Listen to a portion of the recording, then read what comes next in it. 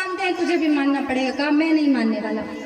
जो भक्ति में सामने आकर खड़ा हो जाए तो प्रहलाद की कथा कहती है कि उसे छोड़ देना चाहिए। मीरा की कथा कहती है उसे छोड़ देना चाहिए, चाहे रिश्ते में कोई भी लगता हो। यहाँ प्रहलाद जी विचार कर रहे हैं, पिता तलवार लेने के लिए पहुंचे हैं और विचार कर रहे, कह तो दिया आज तक तो केवल श्रीमन नारायण नारायण का जाप ही किया था और हर जगह मेरे नारायण ने मेरी रक्षा की थी, लेकिन दर्शन कभी नहीं हुआ। ध्रुव की भक्ति सकाम भक्ति थी, उसमें कामना थी कि मैं प्रभु की गोद में जाकर बैठूं, मैं पूर्ण ब्रह्म परमात्मा पिता की गोद में जाकर बैठूं। अजामिल की भक्ति मिश्र भाव की थी। भक्त कब बना? जब उसने नारायण अपने बेटे को पुकारा और वैकुंठवासी नारायण ने विमान भेज दिया, कहा यमदूतों को दूर भगाओ। और नारायण के जब सेवक आए और यमदूतों को भगाया, कहा ये भगवान नारायण को पुकारा। उन्होंने कहा ये भगवान को नहीं पुकारा, ये अपने बेटे को पुकारा। तो कहा तुलसीदास जी ने चौपाई में कहा है, भाव को भाव अलख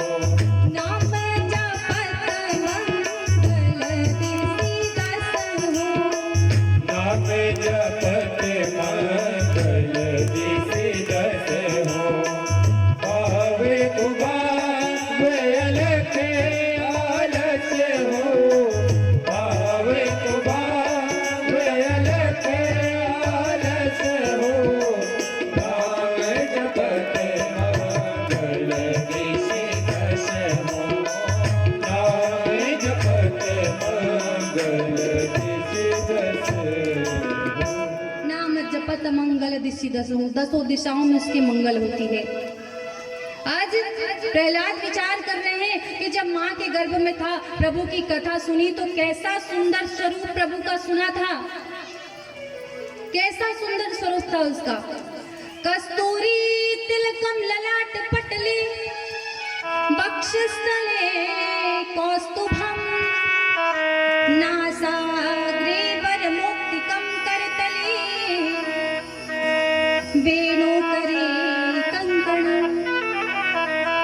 सर्वांगे हरिचंदनम सुललितम कंठे च मुक्तावली गोप स्त्री परिवेष्टितो विजयते गोपाल चूड़ामणि। ऐसा सुंदर स्वरूप देखा था। और जब जैसे जैसे संतों ने उसका वर्णन किया वैसी छवि मेरे मन में बन गई। किंतु आज मैंने कह तो दिया खंभ में है, परंतु आएंगे या नहीं आएंगे। और जैसे ही श्रीमन नारायण नारायण का जाप, हमारे प्रहलाद जी छोटा सा 5 वर्ष का बालक है, कयाधु सामने खड़ी है, नेत्र सजल है कि आज मेरे बेटे की भक्ति परिपक्व हो गई है, आज इसे उसका परमपिता मिलने वाला है। हाथ में तलवार गदा लेकर आया है, बता तेरा कहाँ परमपिता है? कहा इस खंबे में है, इस खंबे में है। और जाकर जैसे ही प्रहलाद ने उस खंबे का आलिंगन किया, जानना चाहता है कि मेरे परमात्मा आए हैं नहीं आए हैं, आएंगे नहीं आएंगे, तो अंदर से गुरु गुरु की ध्वनि होने लगी महाराज, अर्थात चिंता मत कर, तेरे कहने से पहले ही मैं आकर खड़ा हो गया हूँ। और जैसे ही हिरण्यकश्यपु गदा लेकर आया, प्रहार करना ही चाहता है, इतनी देर में तो खंभ को फाड़ कर नरसिंह भगवान, बोलिए नरसिंह भगवान की। और नरसिंह भगवान शरीर धड़ जो है नर की है, मुख सिंह का है, गर्जना करते हुए जब बाहर खंबे से आए हैं तो समस्त सृष्टि में हाहाकार मच गया। देवता आदि सब हाथ जोड़कर खड़े हैं, हिरण्यकशिपु को गोद में उठाया और दहलीज पर जाकर बैठ गए।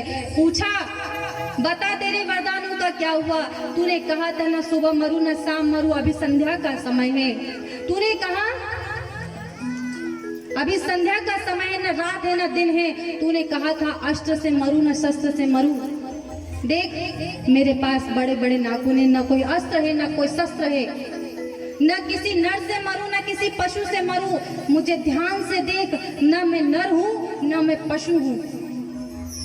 और तो और तूने कहा था कि 12 महीनों में से एक भी महीने में न मरूं। अधिक मास का महीना, पुरुषोत्तम मास का महीना मैंने तेरे ही लिए बनाया है। और कुछ? और ध्यान से मुझे देख ले, तूने ब्रह्मा से कहा कि तुम्हारी सृष्टि के किसी जीव से न मरूं, तो ब्रह्मा की इतनी हैसियत नहीं है जो ऐसा जीव बना दे। मैं ब्रह्मा की सृष्टि का नहीं हूँ, ब्रह्मा मेरी सृष्टि का है। और ऐसा कहते हुए हिरण्यकश्यपु से पूछा, कोई अंतिम इच्छा? कहा, कुछ नहीं प्रभु, बस आप में विलीन कर लीजिए।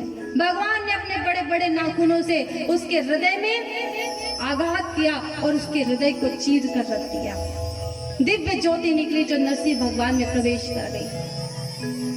उस शव को फेंककर नरसिंह भगवान सिंहासन पर बैठे, लेकिन अभी गुस्सा शांत नहीं हो रहा है।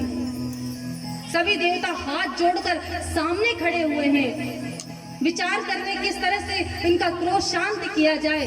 लक्ष्मी आगे बढ़ी तो उसे भी घूर कर देखा, लक्ष्मी पीछे हट गई, मेरे बस की बात नहीं।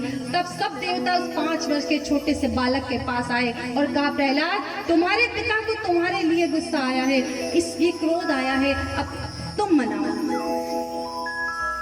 भक्त ने क्या किया? मात्र उनके चरणों में जाकर प्रणाम किया और जैसे ही वो नन्हे नन्हे हाथ नरसिंह भगवान के चरणों